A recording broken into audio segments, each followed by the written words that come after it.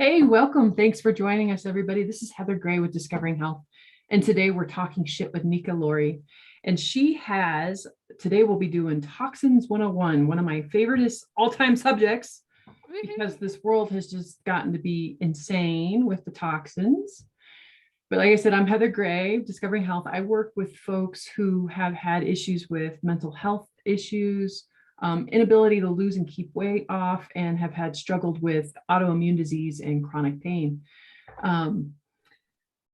When using a natural approach, functional lab work, and some coaching to get people's health back on track, right? So, and the reason that the show is called Talking Shit, so it's got a two-pronged, kind of tongue-in-cheek meeting. The first part is I'm a practitioner, and so detoxifying is one of my favorite subjects. Coffee enemas are like one of my all-time favorite things. So sometimes when I have another practitioner on here, we could be talking about shit. We could be talking about parasites and bacteria and coffee enemas and colonics. And I'm doing a webinar soon on constipation. So that could be part of it.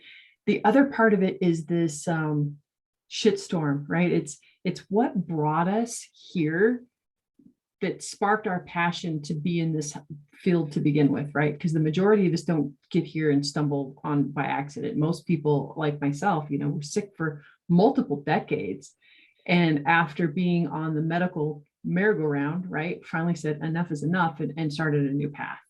And so we call that your shitstorm. And so we'll find out from Nika what her shitstorm was, and why she does what she does. But without further ado, yay, thanks for joining me today. Thanks for having me. I'm excited to be here. Yay. So tell me. So what is your shit storm? What's your shit story? So I'm a functional nutrition counselor by trade, and I specialize in environmental toxins. I dabble a little bit in sustainability too, but my big focus is environmental health and environmental toxins. And, I really got into that because I, like most people who get into health and wellness, basically, I was tired of feeling like shit, quote unquote. Right. I was exhausted. I was tired. I was run down. I just didn't feel good anymore. I'd moved from my 20s to my 30s, and I just didn't have that same kind of energy. My body was more achy, and I'd had a lot of kind of struggles with anxiety and stress, and not extreme depression, but definitely, bits of depression just from not feeling good and not feeling kind of settled in my life. And so it kind of opened up this door of health and wellness and trying to figure out how to make myself feel better. And that really opened up a rabbit hole that I just full on jumped into. It started, I think, like most people start when they have no idea about anything. I was like, well, I'll count calories and I'll figure out how to eat, based off my calories. And I learned very quickly that was not the way to go. And after going through schooling and all kinds of other things, you really start to find that is completely debunked. Haven't you figured out that if you've heard about it, like on typical media channels, the TV stuff like that, I tell everybody, go the opposite direction. Like whatever they're telling you to do, go the opposite direction. Yeah, it's so true. So, I full on jumped down the rabbit hole. And, where it really ended up leading to me was to understanding functional medicine and really how it relates to nutrition, the food we're eating, and then also the toxin exposures we're facing on a daily basis. And I really started to see the direct link between poor nutrition, but also the overexposure to toxins, and how that is really leading to most chronic diseases that most people are struggling with today. So absolutely, it's a 1-2 punch. I add trauma into that, and that seems to be my 1-2-3, holy trinity of toxic shit stoop that gets. I just lost the hand off my pen. So absolutely, so yeah, continue. Yeah. So, it was just really eye-opening, and I became super passionate about it. And I've always been really passionate about kind of eco-friendly living and making sure that we're trying to help support the planet, because the end of the day is, everyone says save the planet, and I 100% agree with that, but planet Earth is going to be here for millennia to come. This is about saving humanity and saving the other animals and plants on this planet, because we're the ones that are going to die off in extinction if we don't start making changes now. The planet's going to be here for a long time to come. And so, really starting to focus on sustainability. And then I saw this direct correlation between eco-friendly living and sustainability and all these toxin exposures we were dealing with, and the food that we were eating, and how we were growing that food or producing that food. And so there was a very close relationship between the two. And so it really just melded together into something I became super passionate about.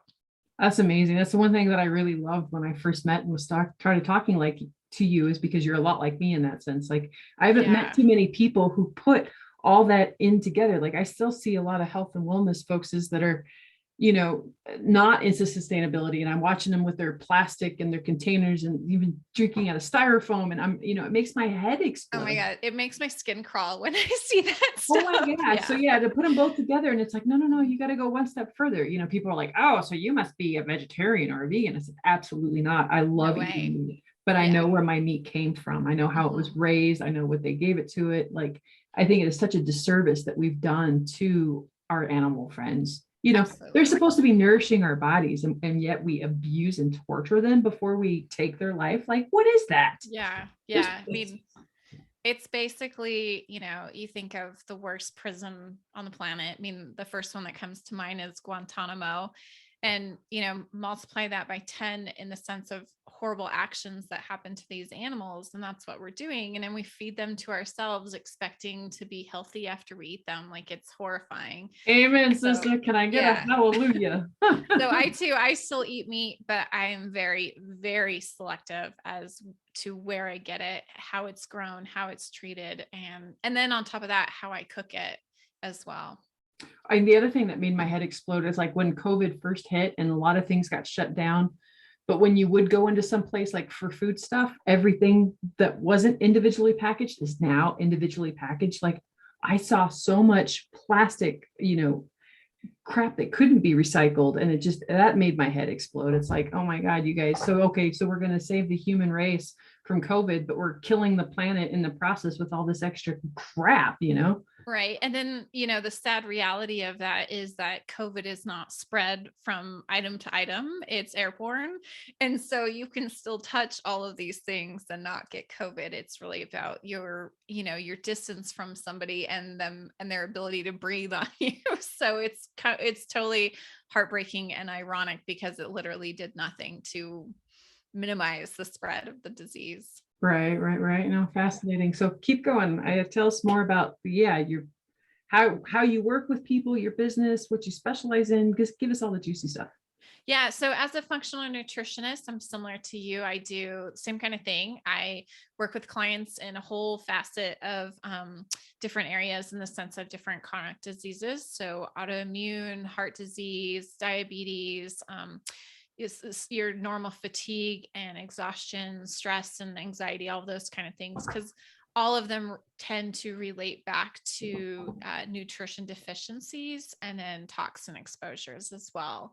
And so, it's different for each client. Each client has specific needs. And so we really deep dive into those needs with each client and try to come up with a game plan that really fits one, their lifestyle, two, their cultural needs, and then three, what we think is actually going to help them heal their body in the long term.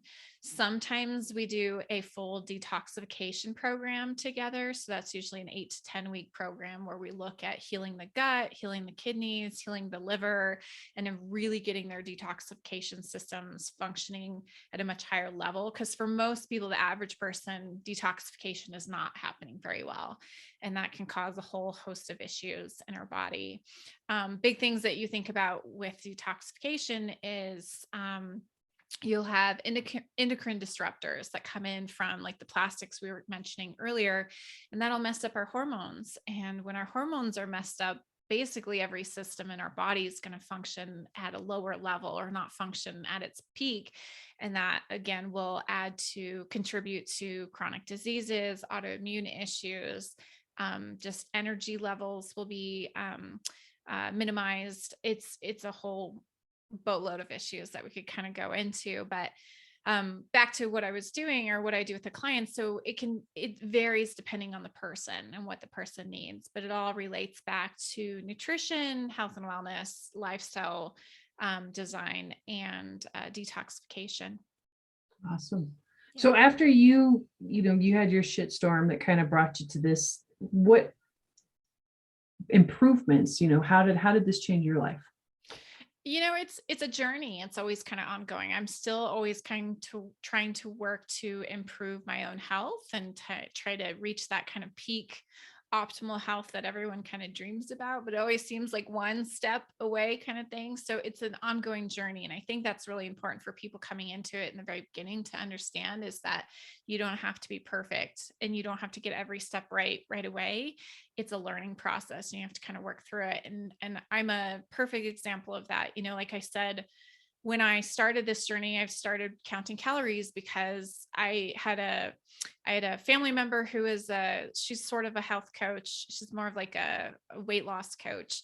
But she said, count calories, and I trusted her and I went down that road, and I learned very quickly that that wasn't what was the right option. And so I realized that I had to take my health into my own hands, and I had to be the advocate for myself and really start learning what worked with the body. And so as I did that, I would start to change the food I would eat. I would eat a little bit more vegetables and I'd exercise more. And then I learned more about the toxin exposure that were on the vegetables. And so I'd lean towards more organic, and I wasn't always perfect, but I would do the best I could. And then I learned about all the crap that's in our processed foods. And so then I started to remove the processed foods from my house, and then I started to learn about the toxin exposures we have from our cosmetics and our personal care products and our cleaning products and pretty much literally everything that's in our lives. And so I really started to kind of clean out my house in the sense of what we were exposed to, like phthalates and parabens and different things that you'll find in the products that we use on a daily basis. And so I moved that out. And then, plastics were a big part of that too. And so I removed the plastics. And so it was kind of just this ongoing journey to keep learning and keep doing better and keep striving to get healthier and healthier. And what I found drastically over that time was I lost probably 10 to 15 pounds. I'd had a daughter, she's almost 7 now. And so I had baby weight left over from that. And so I'd lost the baby weight. I stopped feeling anxious all the time, and the depression that I had went away. I, started to feel more energetic and had more energy to play with my daughter and do different things in that sense. And so you start to see those improvements as you go through the journey and make changes too. And now my goal, now that I'm feeling much better and really, focused on how this all works and helping other people do it, my goal is to live to at least 105, high functioning, full healthy body, healthy mind too. So it's a kind of a game for me in that sense now. That's awesome. So do you see yourself moving to one of the blue zones in order to accomplish this? Maybe Do you think that's possible outside of the blue zone? Maybe I think it's relatively possible, simply because you can live similarly to those who live in the blue zone. Right. So you think about, they're eating pretty natural, healthy foods. Most of them are locally sourced foods for a lot of the blue zones, not all, but most of them. They're very socially connected. For a lot of the blue zones, religion is a big part of it. But what they've really found is it's not necessarily religion itself. It's that social connection. It's that community and engaging with others. Absolutely. It's daily exercise and activity and just moving your body. And it's not like bodybuilding or super fitness activity. It's like going for a walk every day, Right. or, getting up and just doing yoga or Tai Chi or some kind of stretching, those kind of things. And so it's not this big strenuous thing that people really push themselves with too much here in the States. Absolutely. And so I think, there's some really lovely cities or towns that are blue zones that I would love to live in, but the reality is I probably will never live there. But I think you can still live that lifestyle wherever you are.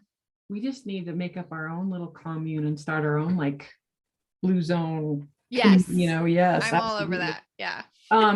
Since I brought that up though, will you explain to the viewers what a blue zone is in case they don't know? Yeah, absolutely. So I think there's 7, there may be 8 blue zones around the world. I cannot remember his last name. His first name is Dan, and he was a researcher.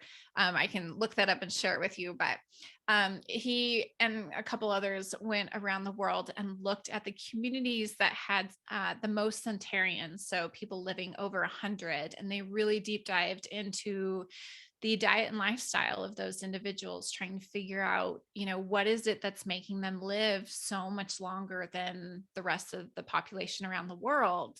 And not just that they're living into their hundreds, but they're highly functional individuals into their hundreds.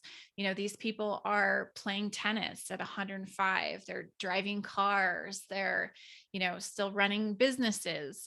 They're very high functioning in their early hundreds. So you have some of them, they're, 105, 110. I think there's even some that are around like the 112 mark.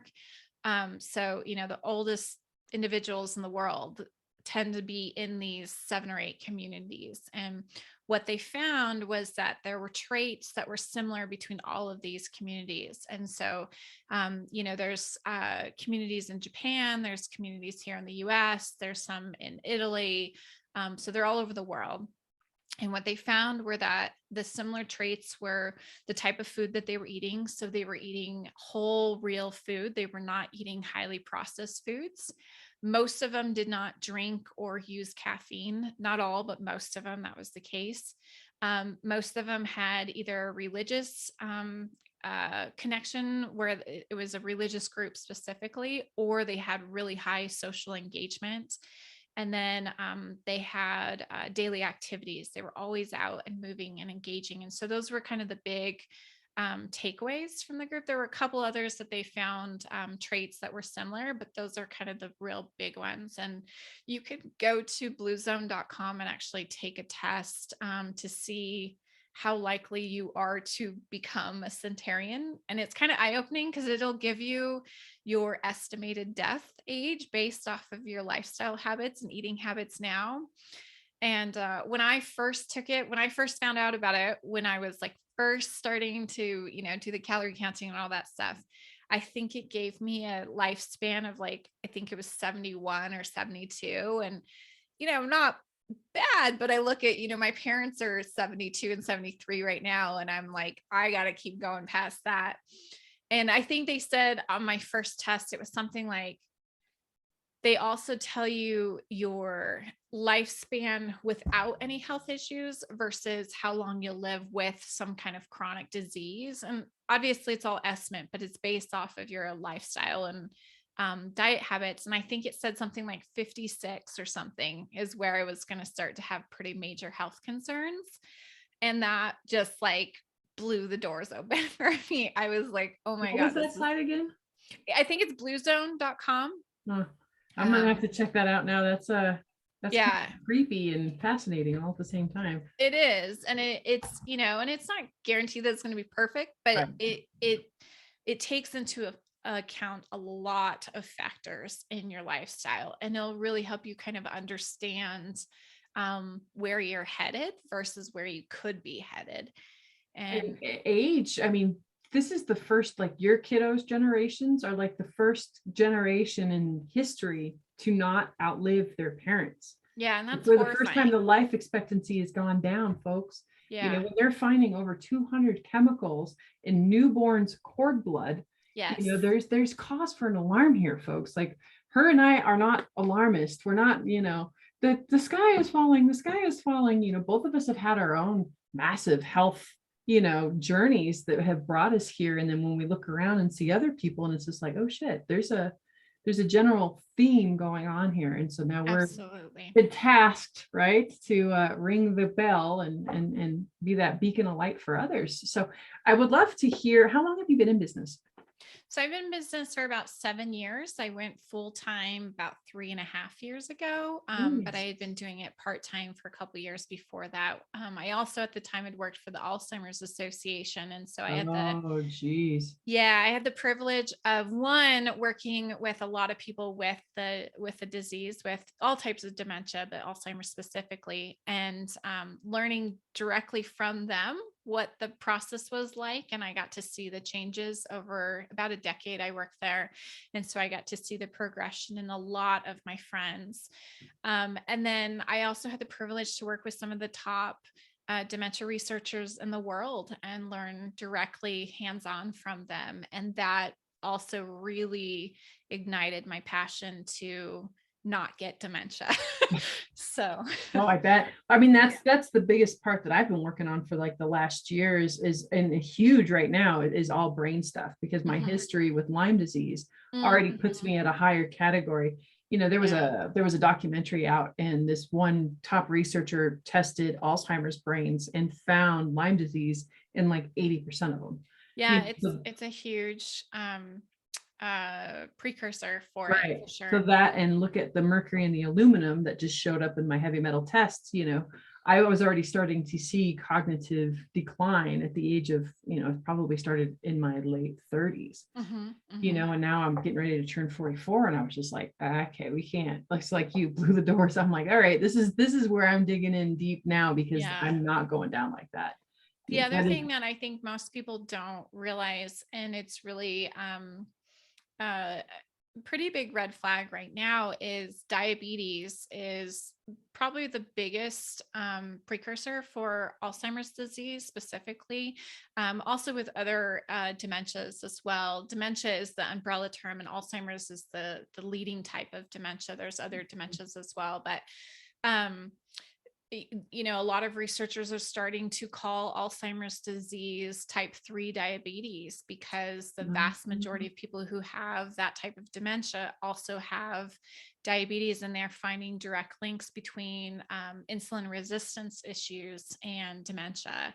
And when you think about the population of the United States, I mean, two-thirds of us are obese or overweight. You usually, not all, but usually you are struggling with insulin resistance when you have chronic weight issues as well.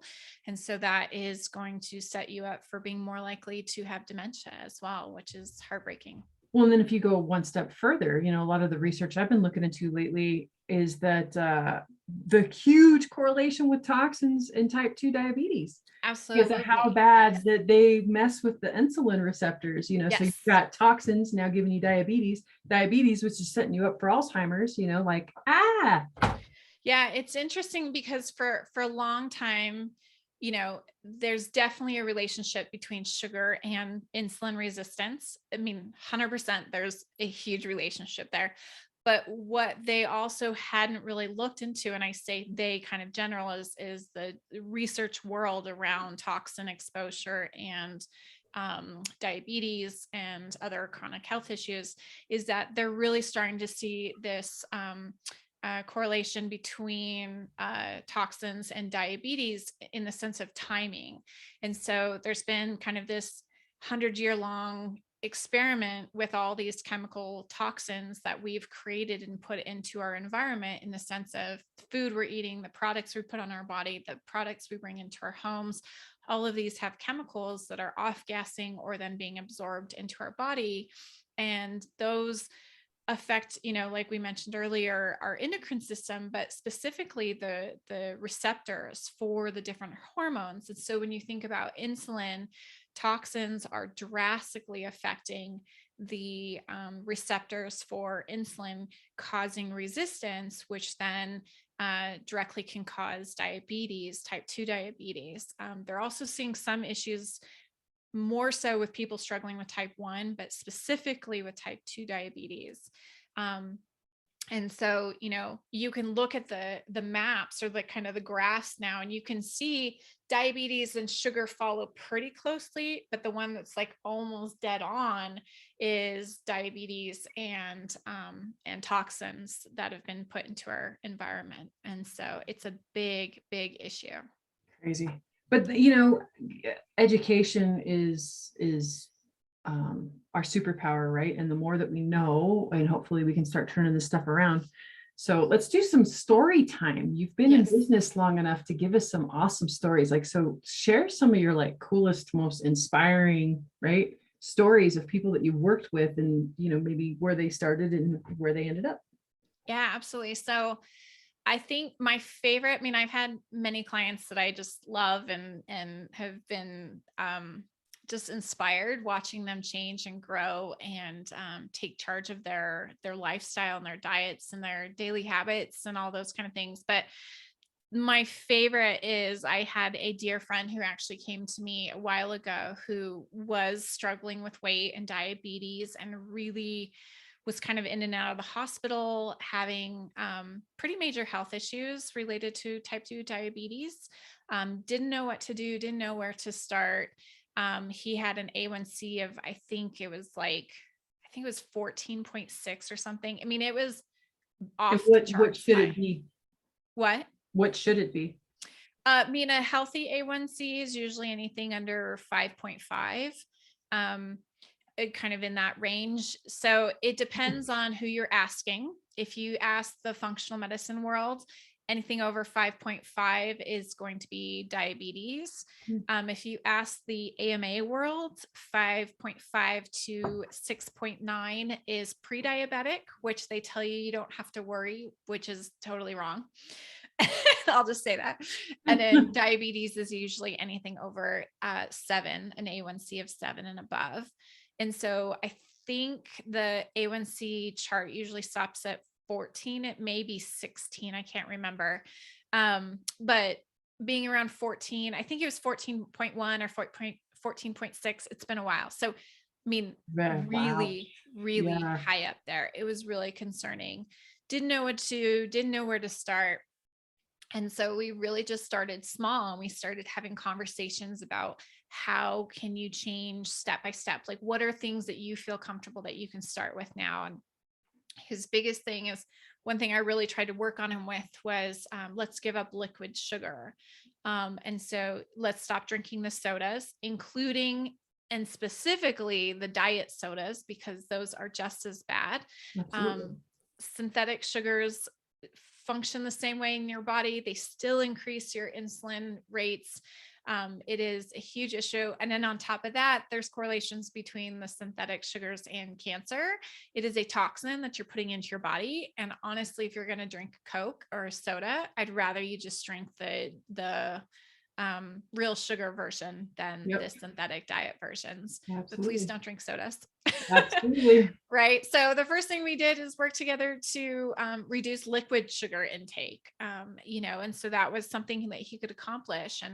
And it's not, you can't just tell people in this situation, give up sodas and drink green tea. Like, it doesn't crave this. It doesn't fix the cravings that they're having from all the dopamine spikes that they're used to, and the addiction that they have to sugar. And so you really have to start small and work through that process with them. And so first thing we started was with the liquid sugar, and we did that for a couple of weeks. And once he felt capable and confident with that, we took bigger steps and we started to clean out his house and remove toxins from his home that may be causing health concerns and health issues there.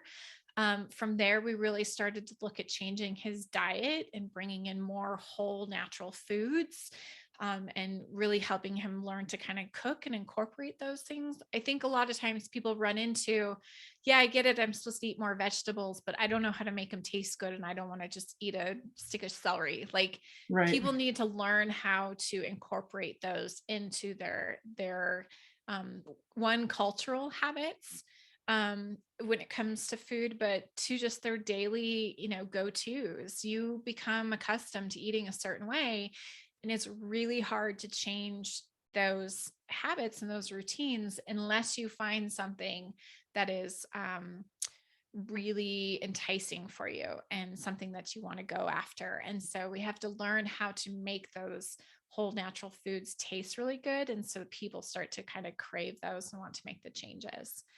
and so it was really just a kind of gradual step. His A1C is now down to, I think he was right around, I think 6.1, something like that, the last time we checked, which from where he was to where he is now is, I mean, it is night and day. He was able to avoid taking medications. He lost about, I think, 80 to 90 pounds, and so he is healthy and functioning and out of the hospital and not on medications. And I think that's a win. So that was probably my favorite one. That's incredible. What an amazing story. Thank you. Mm-hmm. Tell us, do you, we're getting ready to kind of wrap up here. Do you have any kind of giveaways right now, or discounts or specials, webinars coming up that you want to plug? Yeah. So I know you and I are working on a co-webinar. So hopefully in the next month or two, that will be out for everybody. Excited about that. But I also have a free healthy living guide. You can find it on either of my websites. So nikalawrie.com or moringahealthandwellness.com. Moringa is my business and Nika is kind of my hub for everything. But the healthy living guide I think it's 25 pages, and it's got recipes. It's got all the tips and tools on where to look for toxins, how to remove those toxins from your house, what kind of foods to bring in, what to do about organic versus conventional, or, pasture raised versus cage free versus conventional. It's got kind of an explanation for all those things. And then there's also QR codes that link out to a ton of, they are affiliate accounts, but a ton of accounts that have discounts for the companies I actually trust and use myself. I only interact with companies that I truly believe in and have found to be non-toxic and clean and all those kind of things too, and doing good things for the planet. So it's a free guide that will give you a good place to jumpstart your health journey. That sounds incredible. I can't wait to go take a peek. I'm curious as to what cosmetic line you use. I'm really cautious about makeup because makeup cosmetics are not regulated by basically any governing party in the country, despite what people think. There's a lot of studies putting lead in lipsticks. Yes, lead in lipsticks is a big one.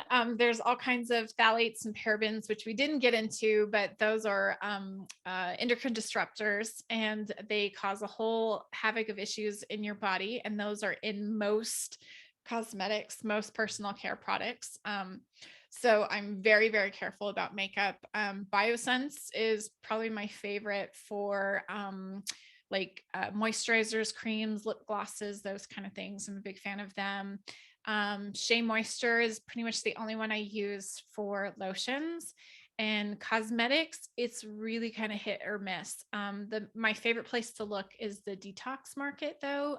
They're a little bit pricey, but you can find they have very high standards as to where you can or who they'll sell products for. And they actually test all of their products to make sure that they are clean and don't have lead and all kinds of other weird chemicals in them. So fantastic. Awesome. Thank you so much. It was such a pleasure having you on, and I look forward to doing more work with you and spreading the good word and getting people healthy. Absolutely. I'm so grateful to be here. Thank you for the opportunity. Absolutely. Y'all have a wonderful day. Thanks.